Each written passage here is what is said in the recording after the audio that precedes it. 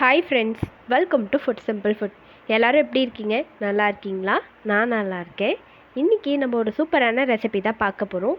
இந்த ரெசிப்பியில் முக்கியமான விஷயம் நம்ம என்ன பண்ண போகிறோம் அப்படின்றதும், அதே சமயம் இதை நம்ம எடுத்துக்கிறதுனால நம்ம உடம்புக்கு எவ்வளோ நல்லதுன்றதை ஃபஸ்ட் நம்ம பார்த்துடலாம்.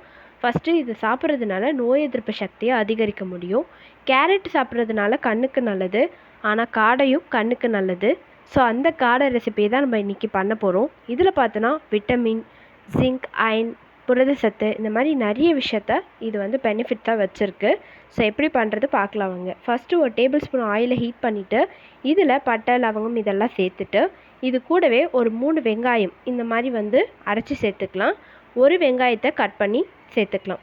சேர்த்துட்டு இது எல்லாத்தையும் நல்லா கலந்து விட்டுடலாம். வெங்காயம் நல்லா வதங்கினதுக்கப்புறம் ஒரு டேபிள் ஸ்பூன் அளவுக்கு இஞ்சி பூண்டு பேஸ்ட்டு நம்ம சேர்த்துக்கலாம். சேர்த்துட்டு பச்சை வடை போகிற வரைக்கும் நல்லா வதக்கி விட்டுடலாம். வதங்கினதுக்கப்புறம் ஒரு 3 தக்காளியை இந்த மாதிரி பேஸ்ட்டாக அரைச்சி சேர்த்து இது ரெண்டுத்தையும் நல்லா வதக்கி விட்டுடலாம். இது நல்லா வதங்கட்டும். இதுக்கு தேவையான அளவுக்கு உப்பு சேர்த்து வதக்கி விட்டுடலாம். இது நல்லா வதங்கிட்டு இருக்கட்டும். இதுக்கப்புறம் நம்ம மஞ்சத்தூள் சேர்த்துக்கலாம். 1/2 ஸ்பூன் அளவுக்கு மஞ்சத்தூள் சேர்த்துக்கோங்க. இது கூட 2 டீஸ்பூன் அளவுக்கு மிளகாய்த்தூள், 1 டீஸ்பூன் அளவுக்கு தனியாத்தூள் இது நம்ம சேர்த்துக்கலாம். சேர்த்துட்டு நல்லா கலந்து விட்டுடலாம். மசாலா நல்லா கலந்ததுக்கப்புறம் நல்லா அது ஒரு கிரேவி மாதிரி வரும். அதுக்கப்புறம் தான் நம்ம காடையெல்லாம் சேர்க்க போகிறோம். ஸோ இந்த மாதிரி கலந்து வச்சுக்கலாம். காடை பார்த்திங்கன்னா ஆல்ரெடி வாங்கிட்டு நல்லா வாஷ் பண்ணி மஞ்சத்தூள் போட்டு நம்ம வாஷ் பண்ணி எடுத்து வச்சுக்கலாம். ஸோ அதை இதோட நம்ம சேர்த்துக்க போகிறோம்.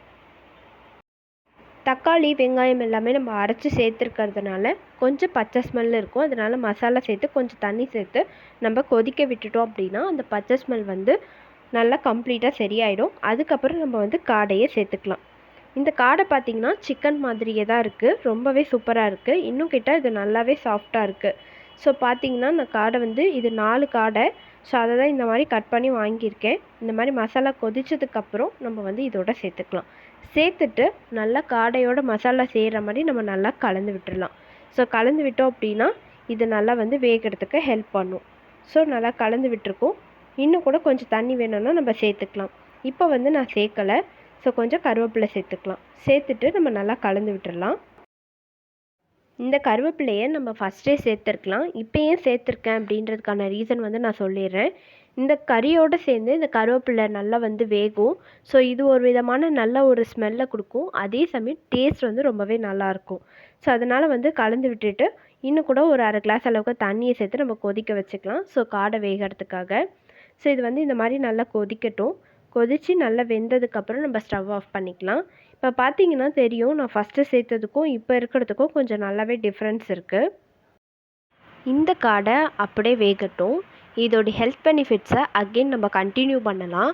குறைந்த அளவில் இது கொழுப்பு இருக்கிறதுனால நம்மளுக்கு அதிக சத்து நம்ம உடம்புக்கு கிடைக்குது. ஸோ நம்மளோட வெயிட்டையும் கட்டுப்படுத்துறதுக்கு ஹெல்ப் பண்ணுது. அதே சமயம் சில சுவாச கோளாறுகளுக்கும் இது ரொம்பவே யூஸ்ஃபுல்லாக இருக்குது. அதே சமயம் சளி, ஆஸ்துமா இந்த மாதிரி பிரச்சனை இருக்கிறவங்களுக்கு, இந்த மாதிரி நோய்களுக்கு இது சிறந்ததாக செயல்படுது.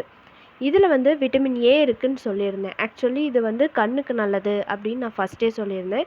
ஸோ அதனால் கண் பார்வை நல்லா சீராக இருக்கிறதுக்கு ரொம்பவே ஹெல்ப் பண்ணுது. நோய் எதிர்ப்பு சக்தியை அதிகரிக்கிறதுக்கு இது ரொம்பவே ஹெல்ப் பண்ணுது. இந்த மாதிரி பிரச்சனைகள் எல்லாத்தையும் இது சரி பண்ணுது. நம்ம தெரிஞ்சுக்கிட்டது கொஞ்சமாக இருக்கலாம், ஆனால் தெரியாதது நிறையவே இருக்கலாம்.